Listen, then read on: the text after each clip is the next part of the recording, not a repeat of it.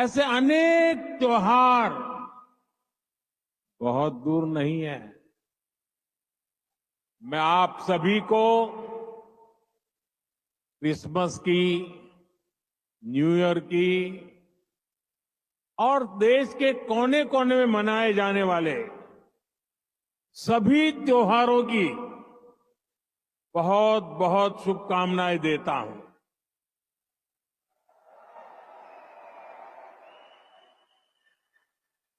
साथियों, आज निजी रूप से मेरे लिए ये पल बहुत खास है। 43 इयर्स, 4 दशक से भी ज्यादा समय, 43 इयर्स के बाद भारत का कोई प्रधानमंत्री कुवैत आया है।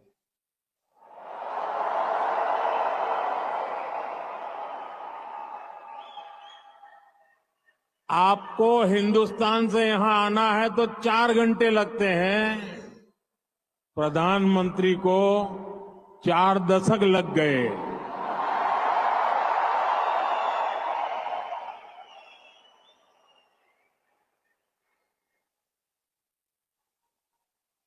आप में से कितने ही साथी तो पीढ़ियों से कुवैत में ही रह रहे हैं। बहुतों का तो जन्म ही यहीं हुआ है और हर साल सैकड़ों भारतीय आपके समूह में जुड़ते जाते हैं। आपने कुवैत के समाज में भारतीयता का तड़का लगाया है। आपने कुवैत के कैनवास पर भारतीय हुनर का रंग भरा है। आपने कुवैत में भारत के टैलेंट, टेक्नोलॉजी और ट्रेडिशन का मसाला मिक्स किया है। और इसलिए मैं आज यहां सिर्फ आपसे मिलने ही नहीं आया हूं, आप सभी की उपलब्धियों को सेलिब्रेट करने के लिए आया हूं।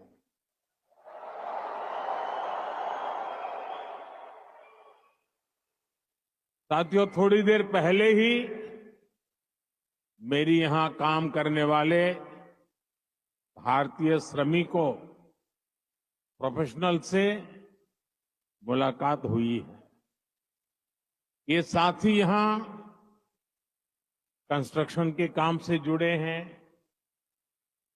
अन्य अनेक सेक्टर्स में भी अपना पसीना बहा रहे हैं। भारतीय समुदाय के डॉक्टर्स, नर्सेज,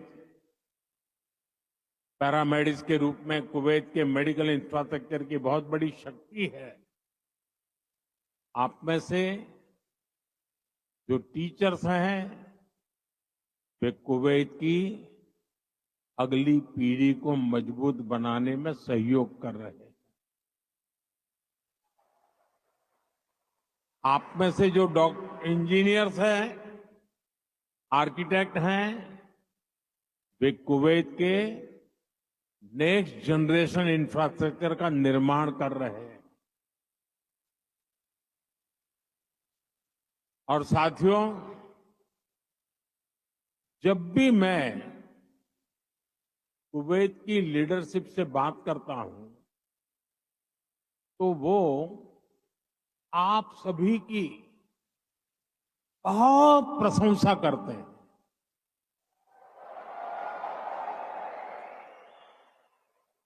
कुवैत के नागरिक भी आप सभी भारतीयों की मेहनत, आपकी ईमानदारी, आपकी स्किल की वजह से आपका बहुत मान करते हैं। आज भारत रेमिटेंस के मामले में दुनिया में सबसे आगे है। तो इसका बहुत बड़ा श्रेय भी आप सभी मेहनतकश साथियों को जाता है। देशवासी भी आपके इस योगदान का सम्मान करते हैं। साथियों, भारत और कुवैत का रिश्ता सभ्यताओं का है, सागर का है, स्नेह का है, व्यापार कारोबार का है। भारत और कुवैत अरब सागर के दो किनारों पर बसे हैं। हमें सिर्फ डिप्लोमेसी ने ही नहीं बल्कि दिलों ने आपस में जोड़ा है। हमारा वर्तमान ही नहीं बल्कि हमारा अतीत भी हमें जोड़ता है। एक समय था जब कुवैत से मोती, खजूर और शानदार नस्ल के घोड़े भारत जाते थे और भारत से भी बहुत सारा सामान यहां आता रहा है। भारत के चावल, भारत की चाय, भारत के मसाले, कपड़े, लकड़ी यहां आती थी। भारत की टीकवुड से बनी नौकाओं में सवार होकर कुवैत के नाविक लंबी यात्राएं करते थे। कुवैत के मोती भारत के लिए किसी हीरे से कम नहीं रहे हैं। आज भारत की ज्वेलरी की पूरी दुनिया में धूम है, तो उसमें कुवैत के मोतियों का भी योगदान है। गुजरात में तो हम बड़े बुजुर्गों से सुनते आए हैं कि पिछली शताब्दियों में कुवैत से कैसे लोगों का, व्यापारी कारोबारियों का आना जाना रहता था। खासतौर पर 19वीं सेंचुरी में ही कुवैत से व्यापारी सूरत आने लगे थे।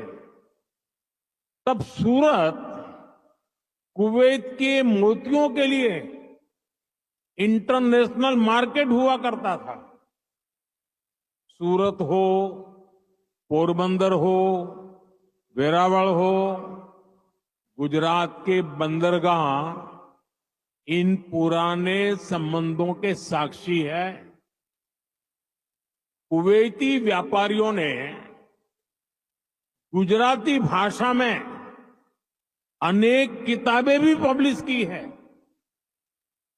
गुजरात के बाद कुवैत के व्यापारियों ने मुंबई और दूसरे बाजारों में भी उन्होंने अलग पहचान बनाई थी। यहां के प्रसिद्ध व्यापारी अब्दुल लतीफ अल अब्दुल रज्जाक की किताब how to calculate pearl weight Mumbai में छपी थी। कुवैत के बहुत सारे व्यापारियों ने एक्सपोर्ट और इंपोर्ट के लिए मुंबई, कोलकाता, पोरबंदर, वेरावल और गोवा में अपने ऑफिस खोले हैं। कुवैत के बहुत सारे परिवार आज भी मुंबई की मोहम्मद अली स्ट्रीट में रहते हैं।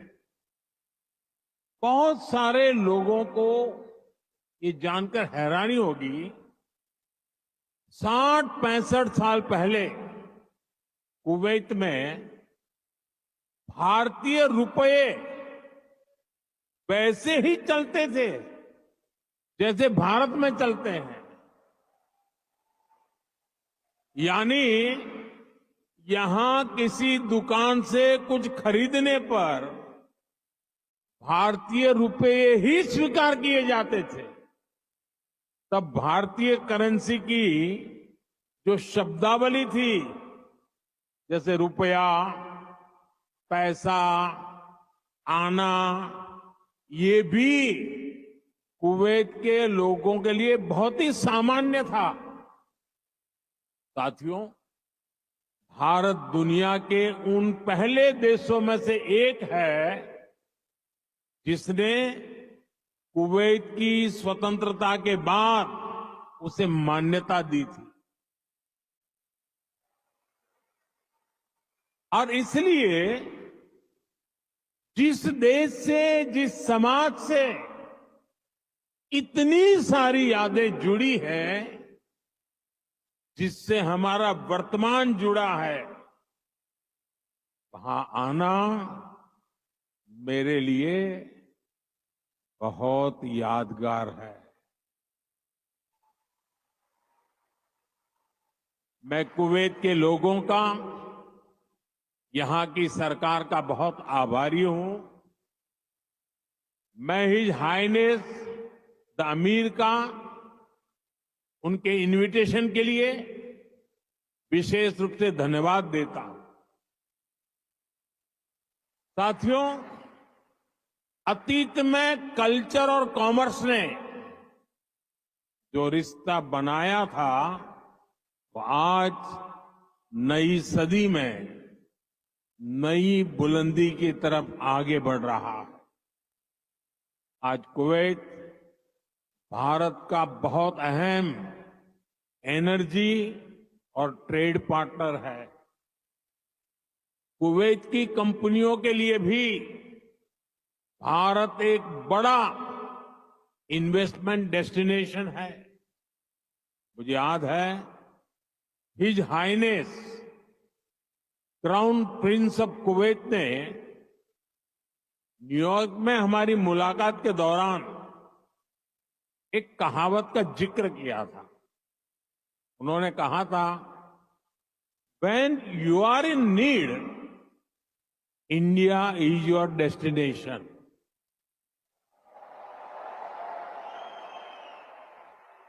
भारत और कुवैत के नागरिकों ने दुख के समय में, संकट काल में भी एक दूसरे की हमेशा मदद की है।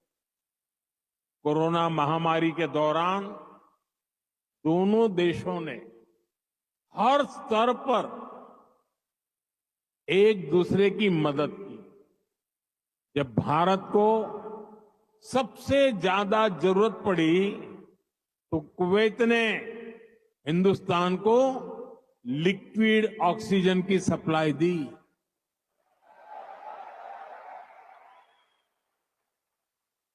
His highness the crown prince ने खुद आगे आकर सबको तेजी से काम करने के लिए प्रेरित किया। मुझे संतोष है कि भारत ने भी कुवैत को वैक्सीन और मेडिकल टीम भेजकर इस संकट से लड़ने का साहस दिया। भारत ने अपने पोर्ट्स खुले रखे ताकि कुवैत और इसके आसपास के क्षेत्रों में खाने पीने की चीजों का कोई अभाव ना हो। अभी इसी साल जून में यहां कुवैत में कितना हृदय विदारक हादसा हुआ। मंगब में जो अग्निकांड हुआ, उसमें अनेक भारतीय लोगों ने अपना जीवन खोया। मुझे जब ये खबर मिली तो बहुत चिंता हुई थी, लेकिन उस समय कुवैत सरकार ने जिस तरह का सहयोग किया, वो एक भाई ही कर सकता है। मैं कुवैत के इस जज्बे को सलाम करूंगा। साथियों, हर सुख दुख में साथ रहने की ये परंपरा हमारे आपसी रिश्ते, आपसी भरोसे की बुनियाद है। आने वाले दशकों में हम अपनी समृद्धि के भी बड़े पार्टनर बनेंगे। हमारे लक्ष्य भी बहुत अलग नहीं है। कुवैत के लोग न्यू कुवैत के निर्माण में जुटे हैं। भारत के लोग भी साल 2047 तक देश को एक डेवलप्ड नेशन बनाने में जुटे हैं। कुवैत ट्रेड और इनोवेशन के जरिए एक डायनेमिक इकोनॉमी बनना चाहता है। भारत भी आज इनोवेशन पर बल दे रहा है, अपनी इकोनॉमी को लगातार मजबूत कर रहा है। ये दोनों लक्ष्य एक दूसरे को सपोर्ट करने वाले हैं। न्यू कुवैत के निर्माण के लिए जो इनोवेशन, जो स्किल, जो टेक्नोलॉजी, जो मैन पावर चाहिए, वो भारत के पास है। भारत के स्टार्टअप्स, फिनटेक से हेल्थ केयर तक, स्मार्ट सिटी से ग्रीन टेक्नोलॉजी तक, कुवैत की हर जरूरत के लिए कटिंग एज सॉल्यूशंस बना सकते हैं। भारत का स्किल यूथ कुवैत की फ्यूचर जर्नी को भी नई स्ट्रेंथ दे सकता है। साथियों, भारत में दुनिया की स्किल कैपिटल बनने का भी सामर्थ्य है। आने वाले कई दशकों तक भारत दुनिया का सबसे युवा देश रहने वाला है। ऐसे में भारत दुनिया की स्किल डिमांड को पूरा करने का सामर्थ्य रखता है और इसके लिए भारत दुनिया की जरूरतों को देखते हुए अपने युवाओं का स्किल डेवलपमेंट कर रहा है, स्किल अपग्रेडेशन कर रहा है। भारत ने हाल के वर्षों में करीब 2 दर्जन देशों के साथ माइग्रेशन और रोजगार से जुड़े समझौते किए। इनमें गल्फ कंट्रीज के अलावा Japan, Australia, France, Germany, Mauritius, UK और इटली जैसे देश शामिल हैं। दुनिया के देश भी भारत की स्किल्ड मैन पावर के लिए दरवाजे खोल रहे हैं। साथियों, विदेशों में जो भारतीय काम कर रहे हैं, उनके वेलफेयर और सुविधाओं के लिए भी अनेक देशों से समझौते किए जा रहे हैं। आप ई माइग्रेट पोर्टल से परिचित होंगे। इसके जरिए विदेशी कंपनियां और रजिस्टर्ड एजेंटों की एक ही प्लेटफॉर्म पर लाया गया है। इससे मैन पावर की कहां जरूरत है, किस तरह की मैन पावर चाहिए, किस कंपनी को चाहिए, ये सब आसानी से पता चल जाता है। इस पोर्टल की मदद से बीते 4-5 सालों में ही लाखों साथी यहां खाड़ी देशों में भी आए हैं। ऐसे हर प्रयास के पीछे एक ही लक्ष्य है, भारत के टैलेंट से दुनिया की तरक्की हो और जो बाहर कामकाज के लिए गए हैं उनको हमेशा सहूलियत रहे। कुवैत में भी आप सभी को भारत के इन प्रयासों से बहुत फायदा होने वाला है। साथियों, हम दुनिया में कहीं भी रहे, उस देश का सम्मान करते हैं और भारत को नई ऊंचाई छूता देख उतने ही प्रसन्न भी होते हैं। आप सभी भारत से यहां आए, यहां रहे, लेकिन भारतीयता को आपने अपने दिल में संजो कर रखा है। अब आप मुझे बताइए, कौन भारतीय होगा जिसे मंगलायन की सफलता पर गर्व नहीं होगा? कौन भारतीय होगा जिसे चंद्रयान की चंद्रमा पर लैंडिंग की खुशी नहीं हुई होगी? मैं सही कह रहा हूं कि नहीं कह रहा हूं? आज का भारत एक नए मिजाज के साथ आगे बढ़ रहा है। आज भारत दुनिया की 5वीं सबसे बड़ी इकोनॉमी है।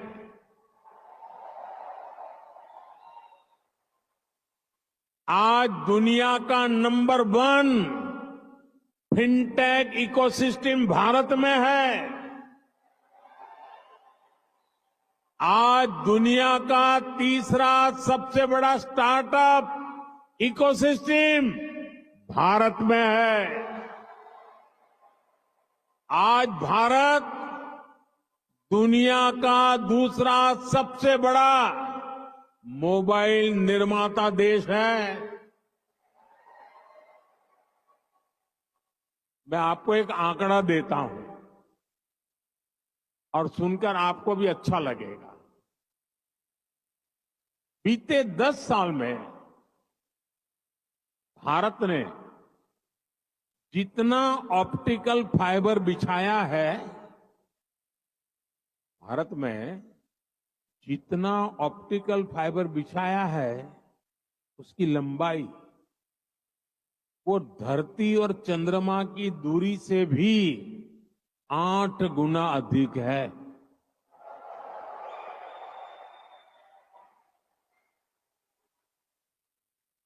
आज भारत दुनिया के सबसे डिजिटल कनेक्टेड देशों में से एक है।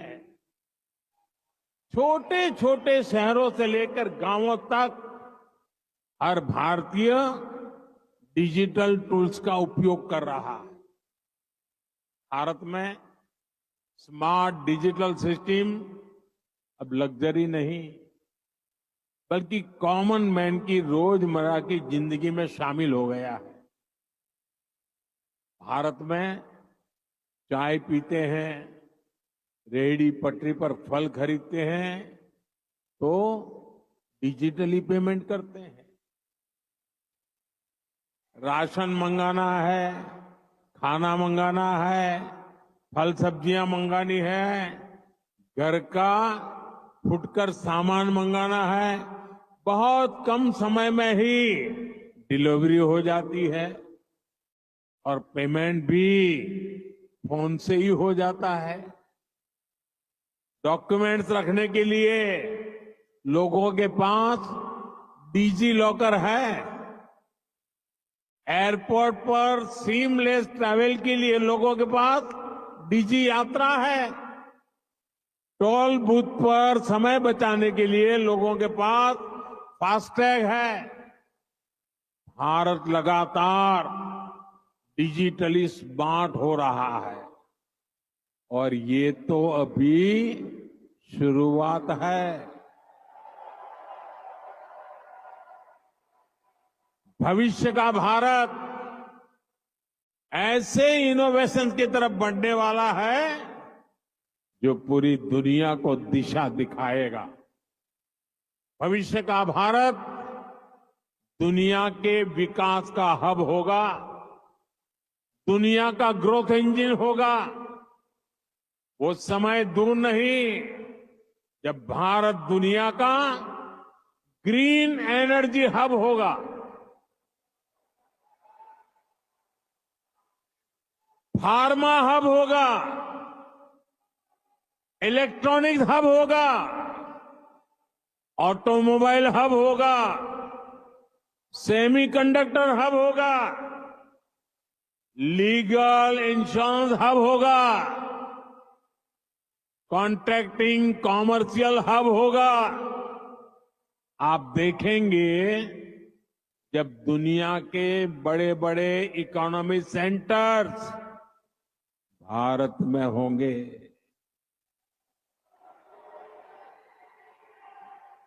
ग्लोबल कैपेबिलिटी सेंटर्स हो, ग्लोबल टेक्नोलॉजी सेंटर्स हो, ग्लोबल इंजीनियरिंग सेंटर्स हो, इनका बहुत बड़ा हब भारत बनेगा। साथियों, हम पूरे विश्व को एक परिवार मानते हैं। भारत एक विश्व बंधु के रूप में दुनिया के भले की सोच के साथ आगे चल रहा है और दुनिया भी भारत की इस भावना को मान दे रही है। आज 21 दिसंबर 2024 को दुनिया अपना पहला वर्ल्ड मेडिटेशन डे सेलिब्रेट कर रही है। ये भारत की हजारों वर्षों की मेडिटेशन परंपरा को ही समर्पित है। 2015 से दुनिया 21 जून को इंटरनेशनल योगा डे मनाती आ रही है। ये भी भारत की योग परंपरा को समर्पित है। साल 2023 को दुनिया ने इंटरनेशनल मिलेट ईयर के रूप में मनाया। ये भी भारत के प्रयासों और प्रस्ताव से ही संभव हो सका। आज भारत का योग दुनिया के हर रीजन को जोड़ रहा है। आज भारत की ट्रेडिशनल मेडिसिन, हमारा आयुर्वेद, हमारे आयुष प्रोडक्ट ग्लोबल वेलनेस को समृद्ध कर रहे हैं। आज हमारे सुपर फूड मिलेट्स, हमारे श्री अन्न, न्यूट्रिशन और हेल्दी लाइफस्टाइल का बड़ा आधार बन रहे हैं। आज नालंदा से लेकर आईआईटीज तक का हमारा knowledge system global knowledge ecosystem को स्ट्रेंथ दे रहा है। आज भारत ग्लोबल कनेक्टिविटी की भी एक अहम कड़ी बन रहा है। पिछले साल भारत में हुए G20 सम्मेलन के दौरान Bharat middle east Europe corridor की घोषणा हुई थी। ये कॉरिडोर भविष्य की दुनिया को नई दिशा देने वाला है। साथियों, विकसित भारत की यात्रा आप सभी के सहयोग, भारतीय डायस्पोरा की भागीदारी के बिना अधूरी है। मैं आप सभी को विकसित भारत के संकल्प से जुड़ने के लिए आमंत्रित करता हूं। नए साल का पहला महीना 2025 का जनवरी इस बार अनेक राष्ट्रीय उत्सवों का महीना होने वाला है। इसी साल 8 से 10 जनवरी तक भुवनेश्वर में प्रवासी भारतीय दिवस का आयोजन होगा। दुनिया भर से लोग आएंगे। मैं आप सबको इस कार्यक्रम के लिए आमंत्रित करता हूं। इस यात्रा में आप पुरी में महाप्रभु जगन्नाथ जी का आशीर्वाद ले सकते हैं। इसके बाद प्रयागराज में आप महाकुंभ में शामिल होने के लिए प्रयागराज पधारिए। ये 13 जनवरी से 26 फरवरी तक चलने वाला है, करीब 1.5 महीना। 26 जनवरी को आप गणतंत्र दिवस देखकर ही वापस लौटिए।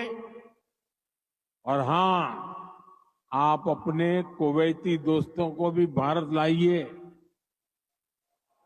उनको भारत घुमाइए।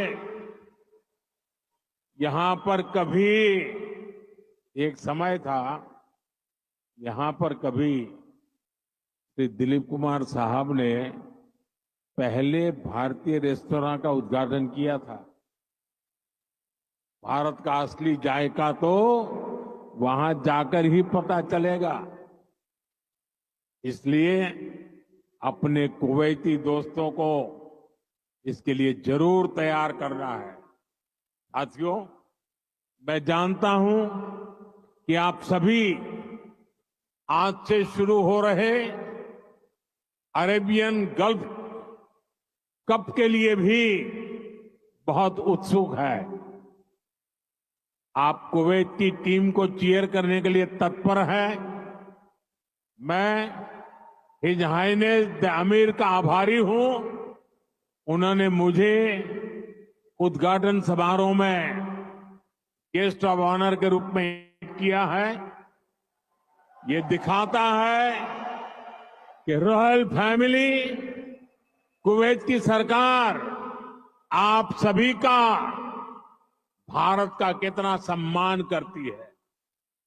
भारत कुवैत रिश्तों को आप सभी ऐसे ही सशक्त करते रहे, इसी कामना के साथ फिर से आप सभी का बहुत बहुत धन्यवाद। भारत माता की, भारत माता की, भारत माता की बहुत बहुत धन्यवाद।